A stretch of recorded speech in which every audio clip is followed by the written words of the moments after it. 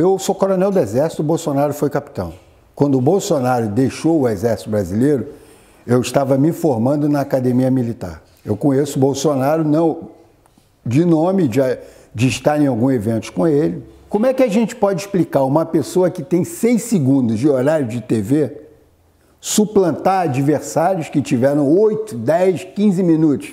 Como é que você pode explicar que um candidato à presidência da República que não teve acesso ao fundo partidário, ele pode ter liderado as campanhas de pesquisa? É a internet. Esses 20 anos de Brasil, dos governos militares, teve muita coisa boa, mas também teve erro. Teve erro. Eu não defendo torturador, mas também não defendo terrorista. Eu acho que essa história é uma história que ela foi ultrapassada com a anistia. Na verdade, PT e PSDB são faces de uma mesma moeda, uma abrasileiração do socialismo. As ideias do Bolsonaro, elas são as que melhores se encaixam para a nossa realidade atual. Chega um dado momento que o Estado Nacional ele tem que ir por enfrentamento. Não estou dizendo aqui que a gente vai atuar nas comunidades carentes para matar todo mundo. Não é isso que eu estou falando, não.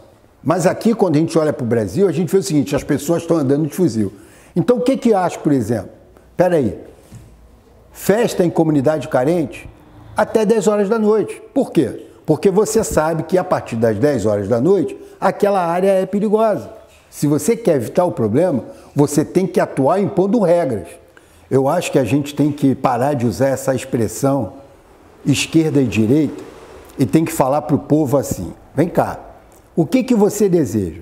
Você deseja ser um país como os Estados Unidos? Você deseja ser um país como a Alemanha? Você deseja ser um país como a Inglaterra, como a Austrália, como a Noruega, como Israel, ou você deseja ser um país como a Rússia? Você deseja ser um país como Cuba, como Venezuela, como a Albânia, como a China? Essas são as perguntas que precisam ser respondidas. Do ponto de vista econômico, que é um dos elementos da discussão, já que muitas pessoas acreditam que existe uma crise econômica e essa crise econômica ela pode ser resolvida por uma candidatura do Bolsonaro, eu não consigo enxergar elementos nisso por diferentes aspectos. Primeiro porque não está claro qual é o projeto, quem define a política econômica. Ele disse durante diversos momentos que era o Guedes que entendia de economia, que ele não entendia. Quando o Guedes se posicionou publicamente, ele desautorizou o Guedes a falar. Não consigo enxergar resposta no plano internacional, porque hoje os jornais mais importantes do mundo inteiro e personalidades do mundo inteiro hoje estão preocupados com um retrocesso no Brasil, caso Bolsonaro seja eleito. Do ponto de vista da violência, que é um outro elemento que as pessoas utilizam muito para votar e há uma insegurança, as pessoas estão inseguras efetivamente, eu não consigo também acreditar como é que mais pessoas armadas vão resolver o problema da violência numa sociedade que cada vez mais ela se torna intolerante, cada vez mais ela tenta resolver os seus problemas, né, pela violência, que é algo que a gente está percebendo claro nesse momento. Eu acho que qualquer candidato que ganhe, ele vai ter uma dificuldade de governar, né, no primeiro momento, mas a lógica de criar na sociedade um inimigo comum, e isso ficou muito claro no discurso de ontem do Bolsonaro, quando disse que vai ou prender ou mandar para fora do país os seus opositores, é algo que afeta não mais o plano da política. Isso não se viu em nenhuma outra eleição anterior durante todo o processo de redemocratização, como mesmo no período militar nós não vimos nunca nenhum dos generais da época defender a tortura e defender o extermínio, como Bolsonaro defendeu claramente a tortura no Congresso Nacional, fazendo homenagem a Ustra, que é um torturador, e dizendo que no mínimo 30 mil pessoas deviam ter sido assassinadas no regime militar. Portanto, eu acho que hoje não está mais em discussão esquerda-direita no país, não está em discussão também se é um programa que vai avançar muito ou não, mas está em discussão se a gente vai manter as instituições democráticas e se a gente vai conseguir barrar esse discurso de ódio e de violência nas ruas. Olha, eu conheci o Bolsonaro para 2013, 2014, através da mídia, né?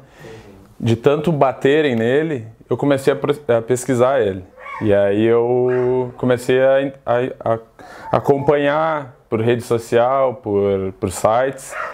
e eu comecei a ver outros lados, porque a mídia, na verdade, só bate contra. Em primeiro lugar, questão da segurança. Ele é a favor da redução da maioridade penal, ele é a favor de penas mais severas para vagabundo. Outra parte também é que eu vim acompanhar a mais, como se diz, mais recente, é a parte do liberalismo econômico. Eu acho que é o futuro do país, é menos Estado e é isso aí. Escolas militarizadas têm um resultado bem bom em relação à qualidade de ensino e respeito ao professor, né? Que hoje em dia o professor perdeu totalmente o poder e a voz em sala de aula. Durante toda a minha graduação, até o ensino superior, os professores sempre bateram no que a esquerda deu certo, que nos livros de história só contam um lado da história, não contam o outro. E eu acho que tem que haver os dois lados. Se o professor explicar sobre socialismo, ele tem que explicar sobre o capitalismo, benefícios e prós e contras, né? O pessoal falava, vamos virar uma Venezuela. Eu achava que, era balela. Hoje eu acredito em certos pontos, como no plano do Haddad tinha a regulamentação da mídia, e eu acho que tudo isso é um início, sabe? Não que vai ser. Pode ser que continue do mesmo jeito como está, mas eu não descarto hoje, não descartaria uma possibilidade.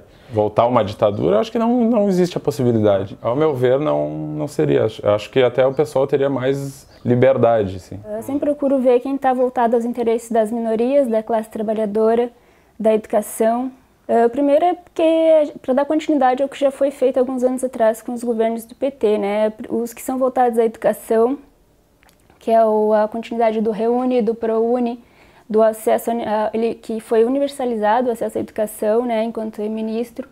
Eu diria o Minha Casa Minha Vida, eu sou uma beneficiada do Minha Casa Minha Vida, né, programa de habitação, a gente sabe que tem um déficit muito grande ainda de falta de habitação.